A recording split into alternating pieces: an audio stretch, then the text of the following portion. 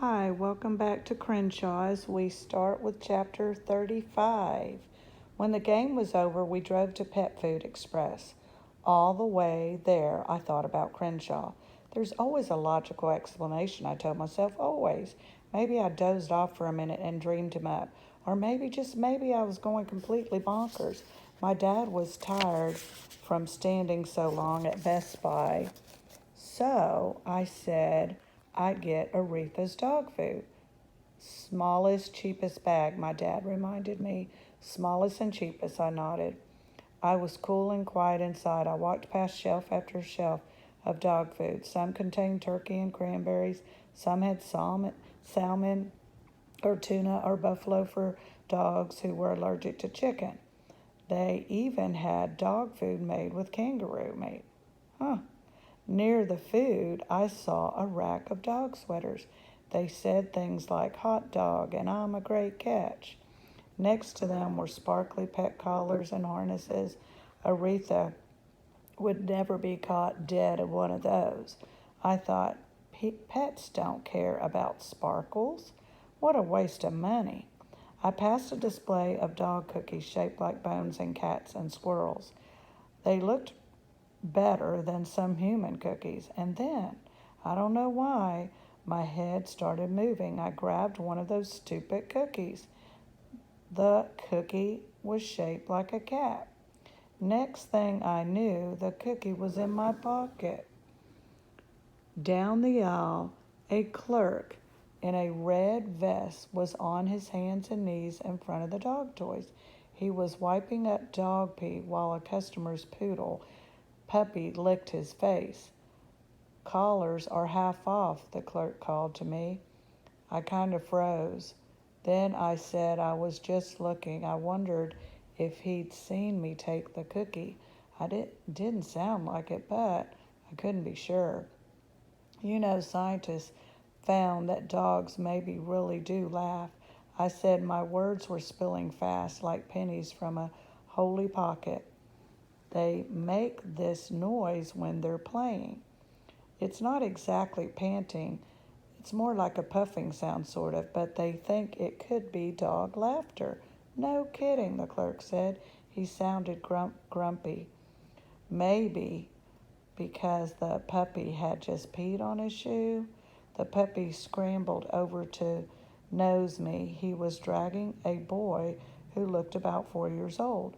The boy was wearing dinosaur slippers. His nose was running big time. He's wagging, the boy said. He likes you.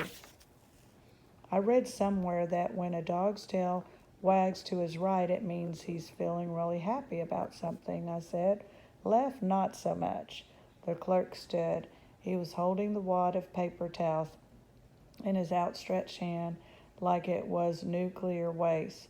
I made myself meet his eyes. I felt hot and shaky. Where's the dog chow? The stuff in the red bag with green stripes, I asked. Aisle 9. You know lots about dogs, the little boy said to me. I'm going to be an animal scientist, I told him. I have to know lots. I have a sore throat, but it's not strep, the boy said, wiping his nose with the back of his hand. My mom is buying food for King Kong. That's our guinea pig. Good name. And that is Turbo. Also a good name. I reached into my pocket and felt the cookie there. My eyes burned and blurred. I sniffled. You have a cold too? The boy asked. Something like that. I let Turbo lick my hand and headed to the back. He's wagging to the right, I think, the boy called. Chapter 36. I've never stolen anything before last spring, except for the unfortunate incident with the yo-yo when I was 5 and used very bad judgment. It was a surprise how good I was at it. It's like when you discover you have an unusual talent, being able to lick your elbow, for instance, or wiggle your ears. I felt like a magician. Now you see, now you don't. Watch Magic Jackson make the quarter appear from behind your ear. Watch the bubble gum disappear before your eyes. Gum is harder than you think. It's the perfect size for slipping into your pocket, but it's usually right next to the place where you pay. so it's easier for a clerk to see what you're to see you are up to no good. I've only shoplifted 4 times, twice to get food for Robin and once to get gum for me, and now the dog cookie. I got my start with my jars of baby food. Even though she was 5, Robin liked eating it sometimes, the stinky meat kind, not even the fruit goo. Don't ask me why. I will never understand that girl. We'd stop at Safeway grocery store because Robin had to go to the bathroom. She wanted to get something to eat, but my mom said wait till later. While they went to find the restroom, I wandered down the aisles to kill time, and I saw the Gerber baby food. I slipped 2 jars of chicken and rice into my pocket, smooth and easy as could be. Nobody seemed to notice, probably because who would think a kid my age would steal something that looks like brown snot? In the next aisle, I passed a guy from my school with his dad, Paul something. He was pushing the shopping cart. They had a giant snack pack of barbecue potato chips and those lemonade drinks in the little boxes and a giant bag of red apples. I waved very casually, and it's not like I'm showing bad judgment or anything kind of wave. Paul waved back. I walked right out the door with Robin and my mom. No sweat. No lightning came down to zap me. No police cars zoomed in and sirens howling like coyotes. Later at home, I pretended to find the jars in the back of the cupboard. My mom was really happy, and so was Robin. I was amazed how easy the lying came. It was like turning on a faucet. The words just rushed right out. I felt guilty for not feeling guilty. I shoplifted. I'd taken something that didn't belong to me. I was a criminal. But I told myself that in nature, it's survival of the fittest. Eat or be eaten, kill or be killed. They say those things in a lot in nature films right after the lion eats the zebra. Of course I wasn't a lion. I was a person who knew right from wrong, and stealing was wrong. But here's the truth. I felt crummy about the stealing, but I felt even worse about the lying. If you like facts the way I do, try lying sometime. It'll surprise you how hard it is to do. Still in awe, even though I felt lousy, I had fixed a problem. Robin gobbled down the chicken and rice goo so fast she threw up most of it on my book about cheetahs. I figured maybe that was my punishment. Chapter 37. When we got home from the pet store, I went to my room, half expecting to see Crenshaw lounging on my bed. Instead, I found Aretha. Her nose was buried in my keepsake's bag, and she had a guilty expression on her face. She, for sure, had something in her mouth, but I couldn't see what it was. Show me, I said. I pulled the stolen cookie from my pocket. It was a little mushed on one side. I held it so that Aretha would drop whatever was in her mouth and snatch the cookie. But she wasn't interested. Probably she didn't want to eat stolen goods. Aretha slunk downward my bedroom door, tail dragging, and I saw what she was holding. It was the clay statue I'd made of Crenshaw, clutched between her teeth. You don't want that old thing, I said, but she seemed to disagree. As soon as she was out of my bedroom, she galloped down the hall and scratched urgently at the front door. Want me to open it, baby? Robin asked. She turned the knob and Aretha rocketed outside. Aretha, stop, I yelled. Usually she waited by the door for me, flopping her tail hopefully. Not today. I grabbed her leash. She was heading straight for Marisol's house, which was about half a block down the street. Aretha loved Marisol. She also loved Marisol's 7 cats, who enjoyed sunbathing on the screened-in back porch. I found Aretha in Marisol's old sandbox. Marisol didn't use it anymore, but Aretha loved it. She was already digging a hole. Sand fanned skyward like sprinkler spray. Aretha was an expert digger. She buried 2 water bowls, a TV remote, a pizza box, a Ziploc bag of Legos, 3 Frisbees, and 2 of my homework folders there. Not that my teachers had believed me. Marisol was wearing flip-flops in her pajamas, which had snoring sheep on them. She loved pajamas. In first grade, she wore them to school every day until the principal told her she was setting a bad example. In her left hand, Marisol had a large saw. Her hair was covered with sawdust. She almost always smelled like fresh cut wood. Marisol loved to build things, especially things for animals and birds and reptiles. She made bird houses and bat shelters, dog carriers and cat trees, hamster habitats and ferret houses. At the end of her fenced yard were planks, a sawhorse, a big circular saw, a small house looking thing on the ground half built. It was for one of her cats. Hey, I said. Hey, she said. You ready for the yard sale? I guess. Aretha brought me that, Marisol said. She pointed to my Crenshaw statue, which was sitting on the picnic table, dropped it right at my feet. I made it when I was little, I said with a shrug. It's lame. If you made it, it's not lame, Marisol said. She put down her saw and examined the statue. Aretha stopped digging and looked up at us hopefully, her face covered in sand, her tongue lolled sideways. It's a cat, Marisol said, brushing it off. Piece of grass stuck onto the bottom. A standing cat with a baseball cap. I like it. I like it very much. I shrugged, hands in my pockets. Was this for the yard sale? Marisol asked. How much is it? It's not fit for sale. Aretha got into a big bag of stuff, is all. I have $3 for that, I laughed. It's just, a hunk of clay, some school project. I like it. It's intriguing. Marisol reached into her pajama pocket. She handed me a wad of money that looked like it had been there through the laundry. Keep it, I said. Think of it as a going-away present. Her eyes went wide. What are you talking about, Jackson? You're not. I waved a hand. No, it's probably nothing. My parents are just been their usual weird selves. It wasn't the truth, not completely, but it wasn't not the truth. You better not move. I miss you too much.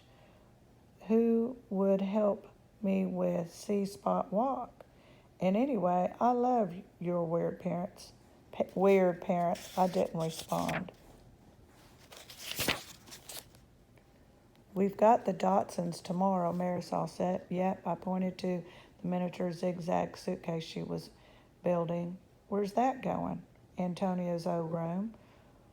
When he heads off to college this fall. Or maybe Lewis's.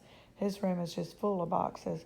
You're like an only child, I said. It's kind of boring, Marisol said, pushing a strand of hair behind her ear. There's no one to fight with. It's too quiet. Sounds nice. I like your apartment. There's always something going on. Sometimes it's just me and Paula for days on end. She rolled her eyes. Marisol's dad was a salesman and her mom was a pilot. They traveled a lot, so Paula, an older woman, often stayed with Marisol. Marisol refused to call her a nanny or a babysitter or caregiver. She just called her Paula. Marisol grabbed a tape measure to check the height of the staircase she was making. I'm going to attach this suitcase up to the wall, see? Like so. And then put shelves way up high for the cats to climb on. It's like a cat paradise. Speaking of cats, I bent down to fill in the hole Aretha had made. The sand was soft and dry. Did I ever tell you? I hesitated, then pushed on. Did I ever tell you that I have an imaginary friend when I was little? Really? Me too. Her name was Whoops. She had red hair and was extremely naughty. I blamed her for everything. Who was yours? He was a big cat. I don't remember much about him. You should never forget your imaginary friend. How come? What if you need him someday? Marisol reached for a piece of wood. I remember everything about Whoops. She liked to eat Brussels sprouts. Why? I pretend to gag. Probably because I like Brussels sprouts. You never told me that. I may have to reconsider our friendship because of Whoops or the Brussels sprouts. She yanked a nail out of a plank with her hammer. Hey, now big fat, bat fat. In Austin, Texas, they have the world's largest urban bat colony, like 1.5 million of them. When they fly out at night, you never see them on the airport radar screens. Very cool, I said. Mrs. Malone would love seeing that. Marisol and I both had Mrs. Malone for fourth grade. She taught all subjects, but she loved science best of all, biology especially. We chatted about bats while we watched Aretha dig another hole. Finally, I said, well, gotta go. I hooked Aretha to her leash. She licked my cheek with a sand-covered tongue. It felt like a cat's. Did Whoops ever, I made myself ask the question, did she ever come back after you outgrew her? Marisol didn't answer right away. Sometimes she just let a question sit for a while, like she needed some time to get acquainted with it. I wish she would come back, Marisol said, gazing at me. I think you'd like her. I think you'd like her. I nodded. Yeah, I guess I could overlook the Brussels sprouts thing. Jackson. Yep. You're not really moving, are you? I studied her question the way she studied mine. Probably not, I said, because it was easy, and easy was all I could manage. Aretha and I were almost to the front yard when Marisol called. Hey, it needs a name. You mean the statue? Yeah, something unique. What do you want to name it? What do you want its name to be? I asked. She didn't answer right away. She took her time. Finally, she said, Crenshaw would be a good name for a cat, I think. Chapter 38. I crossed the street. Twice I looked back. Marisol waved. Crenshaw? It must have been written on the bottom of the statue, but my teacher, or my mom or me. There's always a logical explanation, I told myself, always. Chapter 39.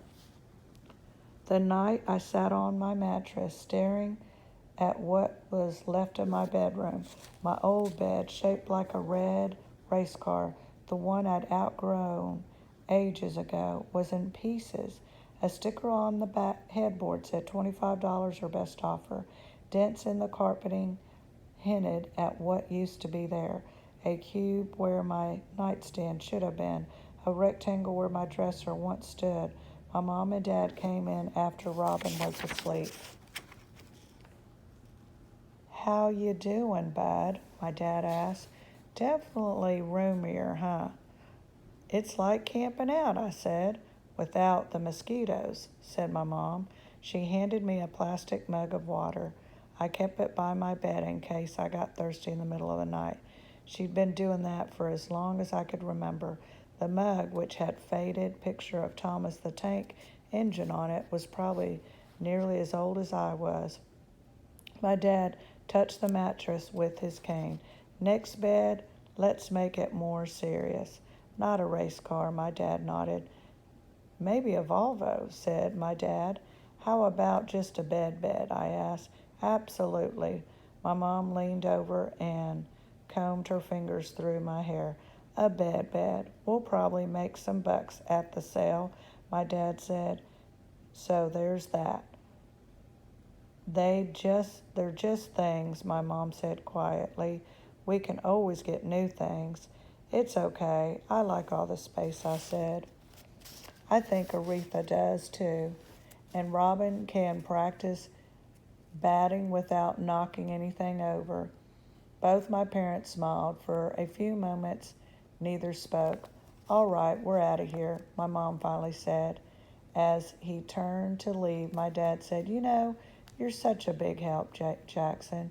You never complain, and you're always ready to pitch in. We really appreciate that.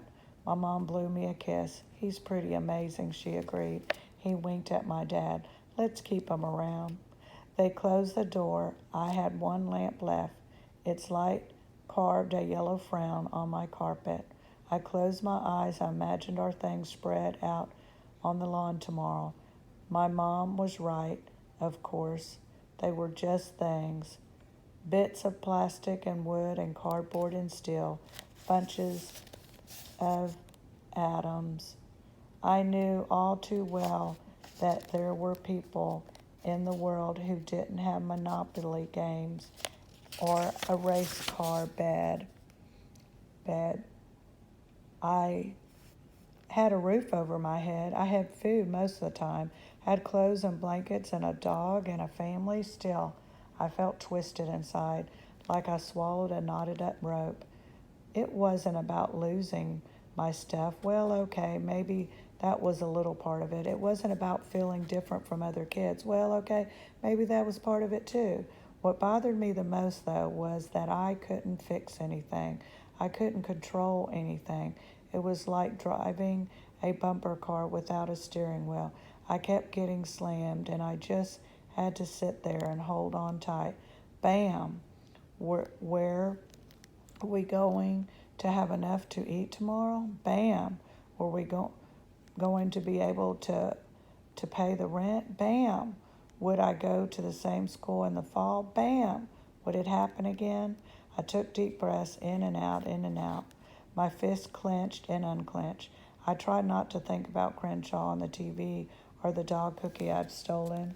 Then, just the way I'd taken that cookie without understanding why, without thinking about the consequences, without any reason, I grabbed my mug and hurled it against the wall.